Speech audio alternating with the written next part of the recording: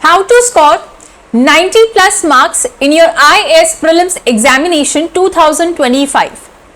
Hello everyone, IAS Cafe presents topic-wise analysis of previous year's questions from all the subjects on this platform. So as you all know, we are continuing with the questions of ancient Indian history. And 1 minute, those who are new on this platform, please do visit a playlist. वहां पे आपको modern Indian history के सारे PYQs का discussion मिल जाएगा. और अभी हम स्टार्ट कर चुके हैं एंशिएंट हिस्ट्री, जिसमें मौर्यास तक के क्वेश्चंस ऑलरेडी हो चुके हैं from the first unit, and now we are discussing the questions of 2.1 unit which contains the question from post Mauryas to the post Guptas. That means ये जो 2.1 यूनिट है, यहाँ पे एंशिएंट हिस्ट्री आपकी खत्म हो जाएगी. फिर हम जैनिज्म बुद्धिज्म की जितने भी क्वेश्चंस को हमने ड्रॉप किए हैं वो करेंगे, plus detail discussion about Jainism and Buddhism. ठीक है. सो बेसिकली अगर मैं इस बात करूं इस यूनिट की, तो अभी तक हमने 10 क्वेश्चंस डिस्कस कर लिए थे. I mean we were on the 10th question regarding the Kakatiya dynasty. Alright, so we have to start with the question number 10th in our today's video.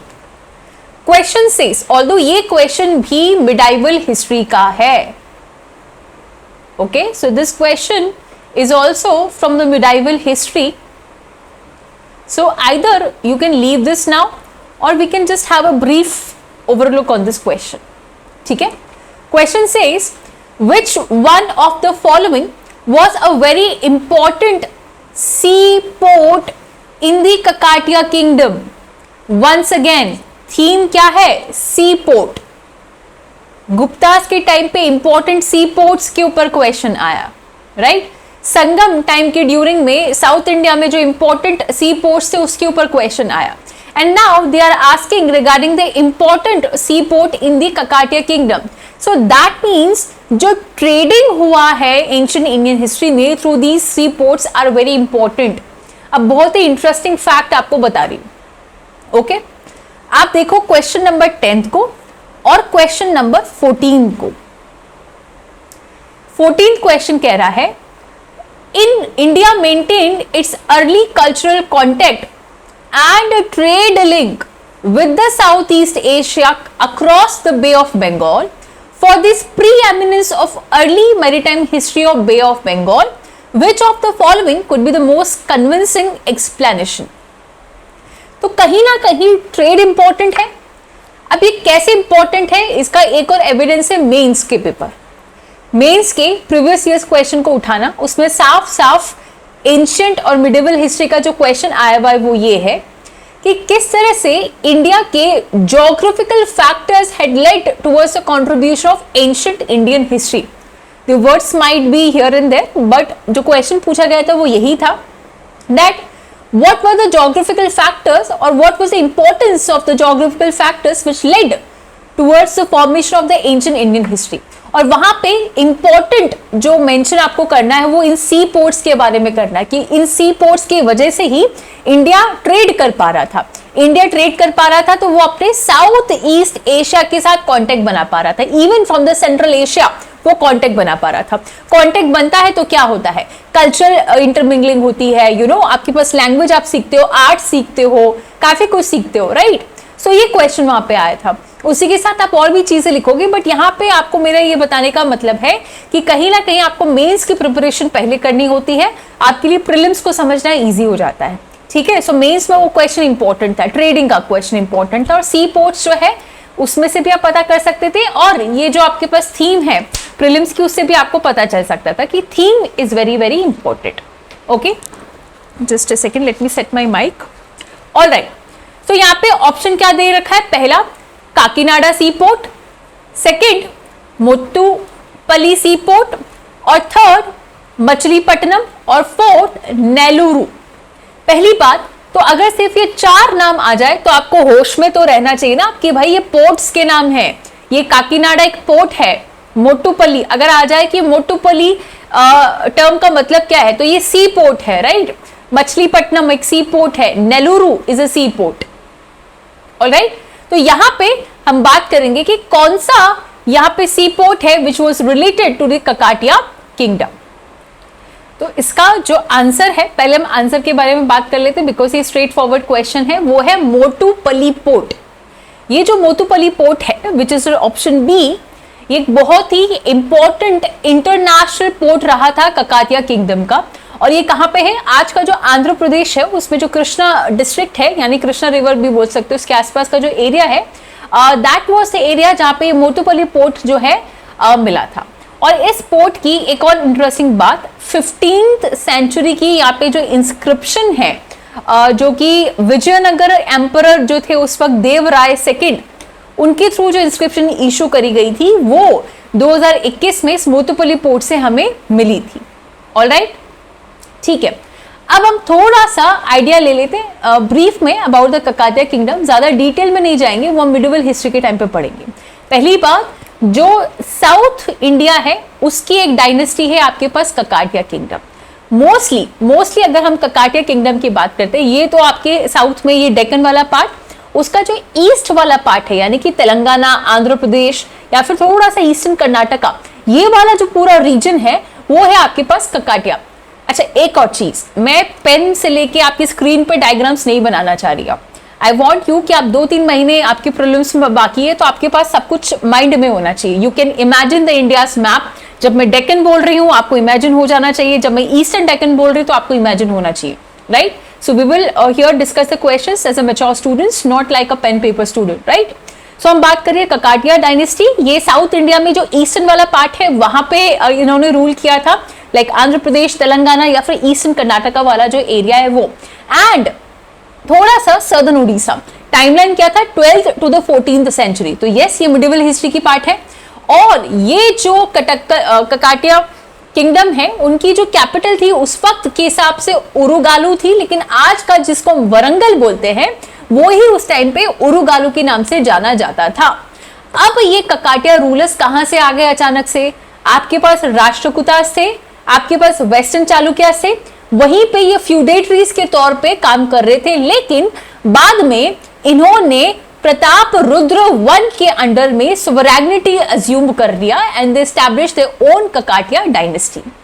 Alright, और इनमें सबसे इंपॉर्टेंट थे गणपति देवा। उन्होंने अपने ककाटिया जो रीजन है उसको बहुत ही सिग्निफिकेंटली एक्सपेंड भी किया था, and then the Ganapati Deva was succeeded by the Rudrama Devi. Alright, so this was all about the 10th question, जिसका आंसर हो जाएगा B, Motupalli, and we also discuss about the Kakatiya kingdom. और उसी के साथ हमने मेंस का एक क्वेश्चन भी यहाँ पे डिस्कस तो नहीं बट थोड़ा उसके बारे में बात करी है, that what were the geographical factors. ये मन से क्वेश्चन नहीं है, ये आया हुआ है। What were the geographical factors which led to the establishment of or which led to the formation of ancient Indian history? So इसमें सबसे पहले आप ये सी पोर्ट्स को मेंशन करोगे। देखो, आपके सिलेबस के एग्जैक्टली कीवर्ड्स को आप आंसर में लिखोगे, आपको नंबर मिलेंगे। प्रीलिम्स में आए हुए सवाल वाले statement as it is mains के आंसर पर लिखोगे, आपको नंबर मिलेंगे। ये होता है स्मार्ट वर्क, ठीक है? तो अगर ज्योग्राफिकल फैक्टर्स बताने हैं, आप ये 14th क्वेश्चन की लाइन एज इट इज लिख दोगे ना, तो आपके बहुत भयानक नंबर आ जाएंगे, इंप्रेस हो जाएगा एग्जामिनर, क्योंकि उसको लगेगा कि हाँ, इसने होमवर्क अच्छे से किया है, इसने हमारे पेपर्स को अच्छे से समझा है, इसने लैंग्वेज को अच्छे से समझा है। ठीक है जी, ओके, बढ़ते हैं अगले सवाल की तरफ, क्वेश्चन नंबर 11। ओके मां, सो ये हो जाएगा आपके पास, in the context of the history of India consider the following pairs. Alright, यहां पे 3 टर्म्स आपको दे रखे हैं। आपके पास है एरीपत्ती, फिर है आपके पास तन्नीयुर, और फिर है आपके पास घटिका, और साथ में इनकी एक्सप्लेनेशन दे रखी है that Eripatti means land revenue from which was set apart for the maintenance of the village tank. Second, villages donated to a single Brahmin or a group of Brahmin. Third, colleges generally attached to the temples. Take 1 minute and just try to solve this question. और मुझे थोड़ा सा theme समझाने की कोशिश करिए कि ये क्वेश्चन की थीम क्या है।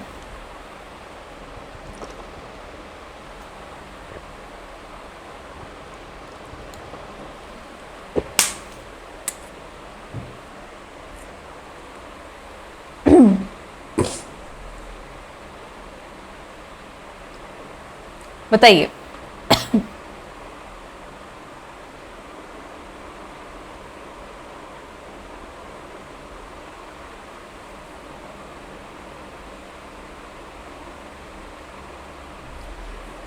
सो here we can say first और थर्ड एक्सप्लेनेशन सही है, लेकिन अब इसको समझते कैसे, थोड़ा सा ना आपको मजा आएगा। अभी ये जो इरीपत्ती है, ये जो टर्म है, ये आप देखोगे जब आप पल्लव्स वाला चैप्टर पढ़ोगे तब, पल्लवास। ये जो तनयुर है, ये आप टर्म सुनोगे जब आप चोलास पढ़ोगे। और ये जो घटिकास है, ये कब पढ़ोगे आप, या तो आपने गुप्तास में पढ़ा होगा या फिर पांड्यास या फिर उनके टाइम में पढ़ा होगा। तो बेसिकली इन्होंने इंपॉर्टेंट साउथ के जितने भी नाम थे, चेर, चोल, पांड्या, पल्लव, चालुक्यास, साउथ के नहीं, ये तो उधर के हो जाएंगे, वेस्ट के पल्लवास, चालुक्यास, इन सेपरेट में से एक एक टर्म इन्होंने निकाल लिया है ना। तो ये जो टर्म से इंपॉर्टेंट हो जाते हैं, हो सके तो इन जो एरिया से पल्लव, चोलस, इसमें एंशिएंट इंडियन हिस्ट्री की जो एनसीईआरटी की बुक है, राइट, उसके पीछे जो क्वेश्चंस होते हैं, उसमें फर्स्ट क्वेश्चन यही होता है कि describe the meaning of these important terms. तो वहां से आप ये इंपॉर्टेंट टर्म्स का जो मतलब है वो कर लेंगे या फिर याद कर लेंगे, ठीक है। तो यहाँ पे फर्स्ट करेक्ट है, एवीपट्टी का मतलब होता है a land revenue from which was set apart for maintenance of village tank, and ghatikas का भी मतलब यहाँ पे क्या है, एकदम सही है। लेकिन अगर हम तनयूर की बात करते हैं तो बेसिकली चोला के अंदर जो है आपके पास कुर्रम जो है, it was referred to as a group of villages, and Taniyur was a large village big enough to be a kurram by itself. ये बेसिकली गलत है, यहाँ पे आंसर हो जाएगा फर्स्ट एंड थर्ड। फिर भी ये नहीं समझ आया तो आप बताइएगा, इसको फिर से करेंगे। अगला सवाल, okay ma'am. 12, the Chinese traveller Hiuen Tsang, जिसका प्रोनाउंसिएशन हम इस तरह से करते हैं Hiuen Tsang, who visited India, recorded the general conditions and culture of India at that time. In this context, which of the following statements are correct? देखो, मौर्य के time पे कौन से ट्रेवलर आए, गुप्ता के टाइम पे कौन से आए, हर्षवर्धन के टाइम पे कौन से फॉरेन ट्रेवलर्स आए, ये इंपॉर्टेंट है। उनके क्या अकाउंट्स उन्होंने बताया, उनके एडमिनिस्ट्रेशन के बारे में, ये इंपॉर्टेंट है। तो सबसे पहले अगर हम बात करते हैं ह्यूनसांग के बारे में, ये आए थे आपके पास हर्षवर्धना के समय में, ऑलराइट। सो ये है आपके पास Hiuen Tsang, he came during the time of Harshavardhana. अब देखते हैं कि ये क्या कहते हैं। ये बोलते हैं the road and the river route were completely immune from robbery. ना जना, ये तो बोले थे कि भाई मैं तो जा रहा था, चल रहा था, मुझे ही लूट लिया, लोगों ने चोरी कर ली। तो ये ऐसा तो नहीं बोल सकते, तो पहला गलत है। यहाँ पे उन्होंने तो बोला कि चोरी चकैती होती है, यहाँ पे डाकू डकैत होते हैं, तो ये यहाँ पे गलत है। Second, as regards for the punishment for offences, ordeals by fire, water and poison were the instrument for determining the innocence or guilt of person. Yes, Harshvardhan के टाइम पे ह्यूनसांग ने ये सही बात बताई थी कि आग में जला देना, वाटर, जहर दे देना, ये सब तरीके थे उस वक्त जो है पनिशमेंट देने के लिए। तो सेकंड, फर्स्ट तो आपके पास गलत था ही, तो एलिमिनेशन से भी आपका आंसर आ जाएगा। फिर भी हम देखते third option, the trade man had to pay duties at a ferries and a barrier station. Yes, this is correct. Now question number 13 को हम यहाँ पे समझते हैं। थोड़ा सा आप मुझे समय दें, मैं ये थोड़ा सा एरिया जो है उसको साफ कर देती हूँ। ओके, तो ये अब क्लीन हो चुका है। करते हैं क्वेश्चन नंबर 13। आई होप आवाज आ रही है, राइट? या question number 13, with reference to the guilds, यानी कि श्रेणी of ancient India that played a very important role in country's economy. Which of the following statements are correct? Statement 1. Every guild was registered with central authority of the state and the king was the chief administrative authority on them. Second option.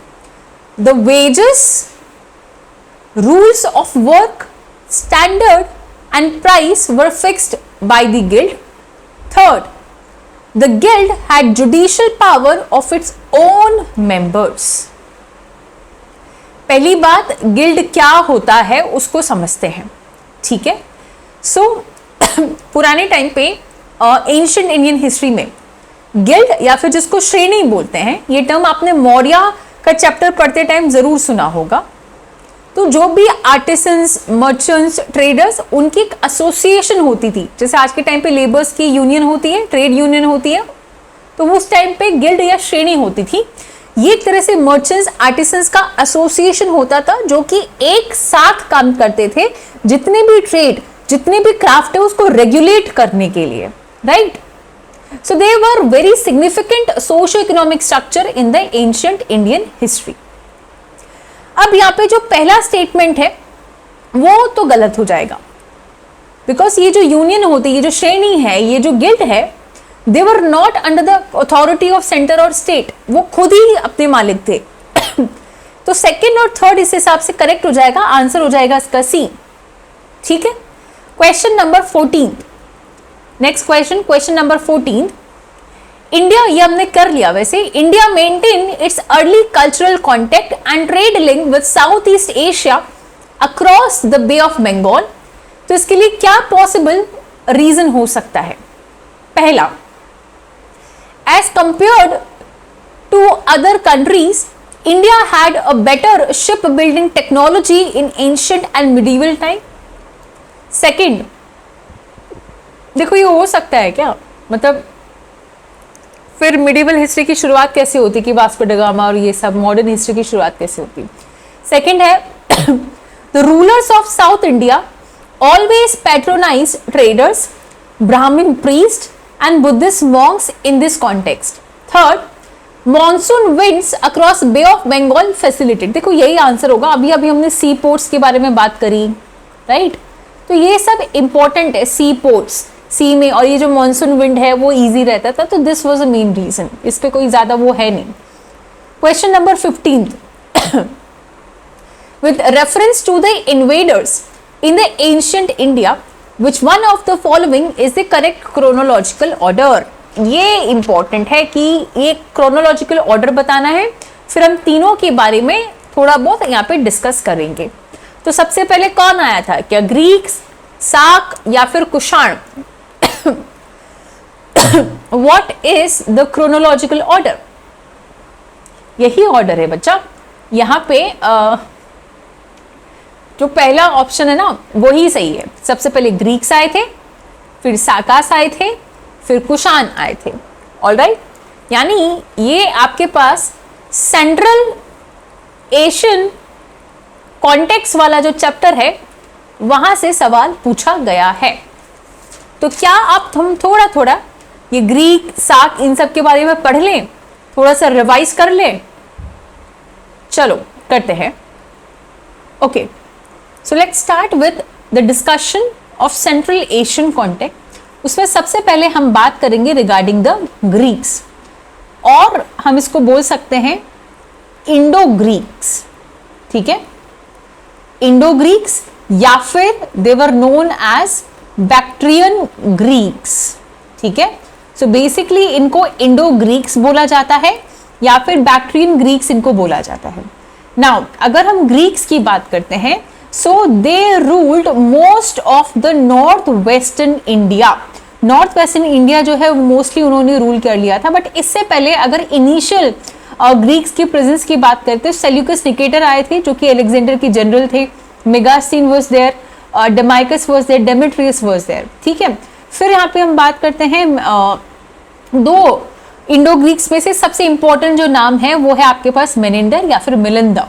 तो Menander या फिर Melinda was the most important, most famous Indo Greek ruler, और basically ये Buddhism में convert हो गए थे bye Nagasena.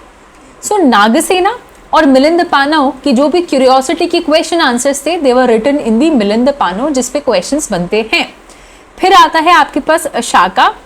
Shakas were also known as the Indo सिद्धियम।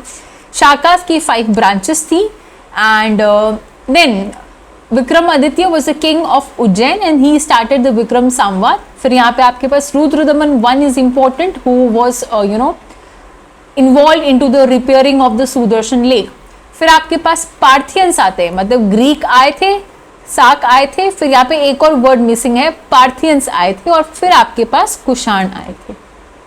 ठीक है, सो बेसिकली उसके बाद आपके पास क्या आए थे, कुषाण आए थे। Next question, question number 16, Who among the following was not a contemporary of other three? देखो ये अभी अभी हमने किया, मिलिंदा, नाम पता है ना, Melinda. Melinda was famous Indo Greek ruler, और इंडो ग्रीक्स कब आए थे, मौर्यास के बाद में अराउंड 2nd सेंचुरी बीसी के टाइम पे। लेकिन ये बिंबिसार कौन है, बिंबिसार, अजातशत्रु, ये सब 6th सेंचुरी में आए थे। Gautam Buddha 6th century, Prasenajit 6th century. तो ये ऑड वन आउट क्या, मिलिंदा। और अब मिलिंदा आपको यहीं से पता हो जाना चाहिए था। ग्रीक्स के बारे में पता है, इंडो ग्रीक्स, तो उसमें सबसे इंपॉर्टेंट कौन था, मिलिंद था। मिलिंद पानव के बारे में आपको मालूम होना चाहिए। तो ये इंपॉर्टेंट, यहीं से आपके पास आंसर आ जाता, odd one out. Last question of today's video, और we can do 2 more. Okay, consider the following statement. पहला है, the Chinese pilgrim Faxian attended the 4th Great Buddhist Council held by the Kanishka. Second, the Chinese pilgrim Hyun Sang met Harsha and found him to be antagonistic to the Buddhism. देखो, Hyun सैंग आए थे आपके पास हर्षवर्धन के time पे, ये अभी हमने discussion कर लिया है, ठीक है। हमने ह्यून सैंग के बारे में डिस्कशन किया है ना, कि वो कब आए थे, हर्षवर्धन के समय पे आए थे, ठीक है। अब यहां पे स्टेटमेंट के बारे में बात करते हैं तो दोनों ही गलत है, दोनों ही स्टेटमेंट गलत है। आंसर है डी। कैसे गलत है, कैसे गलत है, देखो, जो फायान है, पहली बात तो वो गुप्तास के टाइम पे आए थे, और उन्होंने 4th great Buddhist council attend नहीं करी थी, which was held by Kanishka. अगर हम उनके ट्रेवलॉग के अकॉर्डिंग बात करें, जो उन्होंने लिखा था, he visited India in the 5th century, बहुत बाद में और ये जो काउंसिल है वो बहुत पहले हो गई थी, right. So there is no link कि उन्होंने ये जो है उसको इनिशिएट करके या फिर उसको अटेंड भी करी होगी। Now second statement, that is if you talk about Hyun सैंग, वो जब हर्षा से मिलते हैं, he found that he was very supportive of Buddhism, he was not against of it. तो कहीं ना कहीं ये जो स्टेटमेंट है वो भी आपका क्या हो जाएगा, गलत हो जाएगा। अब आते हैं अगला question, question number 18। Question number 18 ये हम डिस्कस नेक्स्ट वीडियो में करेंगे, बट हम आपको थोड़ा सा आइडिया दे देंगे। That is Mrichchhakatika, an ancient Indian book written by Shudraka. Again इस क्वेश्चन की थीम क्या है, गुप्ता लिटरेचर। ये आपको कहां से आया है सवाल, ये आया है गुप्ता लिटरेचर से आया है। सो अगर हम गुप्ता लिटरेचर की बात करते हैं, चलो इस क्वेश्चन को कर लेते हैं। तो इसमें गुप्तास के टाइम पे सबसे इंपॉर्टेंट जो पोएट रहे थे वो थे Kalidas. He was known as Vikramaditya, और उन्होंने बहुत इंपॉर्टेंट एपिक्स का कंपोजिशन किया था। जैसे कि ये याद रखिएगा, Gupta literature is very important. Gupta के टाइम पे Kalidas was a great poet and he compose various epics, जिसमें से आपके पास अभिजन शकुंतलम वॉज देयर, जिसमें दुष्यंत और शकुंतला की लव स्टोरी है। अच्छा, इन पोएम्स पे किसके बारे में डिस्क्राइब किया है ये भी इंपॉर्टेंट हो जाएगा वहां, है ना। तो यहाँ पे हम बात करेंगे अभिजन शकुंतलम के बारे में। तो ये है दुष्यंत। देखो हम बात कर रहे हैं सी, अगर पता चल जाता है यहां से सवाल आता है ही आता है, तो उसको किसी ने तरह से रटना है, ये पेपर क्लियर करवाएगा। ऐसे नहीं कि ये बोरिंग है, याद नहीं हो रहा। जब पता है यहां से सवाल आ रहा है तो रटेंगे, है ना। तो ये सवाल है गुप्ता लिटरेचर का। गुप्ता लिटरेचर में सबसे पहले गुप्ता इसके टाइम पे सबसे इंपॉर्टेंट पोएट थे कालिदास। उन्होंने क्या किया, बहुत सारी पोएम्स लिखी, जिसमें से एक है अभिजंत शकुंतलम, उस पर तो सीरियल भी बना है, दुष्यंत और शकुंतला की जो लव स्टोरी है उसके ऊपर। फिर है आपके पास कुमार संभवम, यानी कि शिवा और पार्वती और उनके बेटे कार्तिकेय, इनके बारे में जो कहानी है वो है कुमार संभवम। फिर है आपके पास मालविकाग्निमित्र, फिर है आपके पास ऋतु संहारम, फिर है मेघदूतम, विक्रम समोरवश्यम, रघुवंशम। ये सब कहाँ है, कालिदास के पोएम्स के अंदर है। फिर है आपके पास मृच्छकटिका, जिसके बारे में बात हो रही है। याद रखेंगे मृच्छकटिका किसने लिखा है, शूद्रक के बारे में। और यहाँ पे लव अफेयर की बात हो रही है of a rich merchant with the daughter of a courtesan, ठीक है।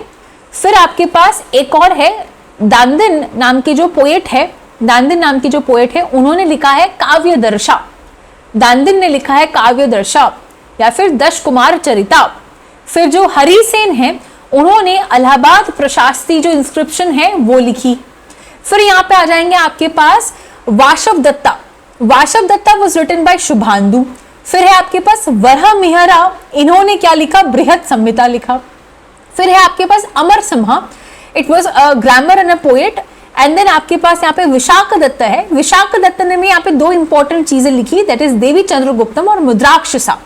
देवी चंद्रगुप्तम और मुद्राक्षसा। और फिर यहाँ पे आ जाएगा आपके पास कीर्तिर्जुनिया ऑफ भारव पोएट। तो यहाँ पे हम आज का वीडियो एंड करते हैं, ठीक है जी। अब हम बढ़ेंगे नेक्स्ट वीडियो में। अभी तक अगर आपको वीडियोस पसंद आ रहे हैं so please do support us by subscribing our channel, like our videos, share our videos and उसको देखिए। टेलीग्राम चैनल ज्वाइन कीजिए। कोई भी डाउट हो तो आप हमें कमेंट सेक्शन में लिख सकते हैं। जैसे कि शिवानी यादव जी का डाउट था रिगार्डिंग द ऑप्शनल सब्जेक्ट, उनके जो भी डाउट्स थे वो हमारा उनसे कांटेक्ट हो चुका है। हमने उनके सारे डाउट्स क्लियर कर दिए गए। Hopefully she will be taking classes soon, all right, जो कि हमारी ऑफलाइन क्लासेस होती है। So thank you so much.